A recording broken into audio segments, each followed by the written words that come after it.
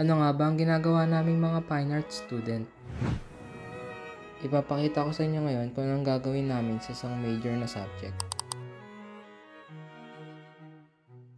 Ang task nga pala namin dito ay gumawa ng product na collaboration ng dalawang company. At ang naisip namin ay ang CAS at ang Nescafe. Ang naisip nga pala naming product ay bottled coffee na ang target ay ang mga commuter at ang CAS riders.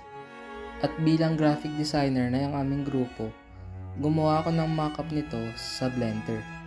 Sa part na to, in-edit ko na yung label. Bale, in-edit ko siya sa Illustrator, tapos ilalagay ko siya sa Blender.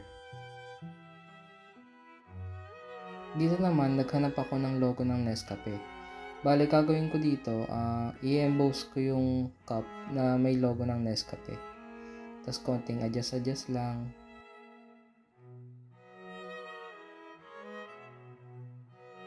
Sa part naman na to, gagawin ko na yung mismong scene. Nilagyan ko na ng camera at ng ibang lighting.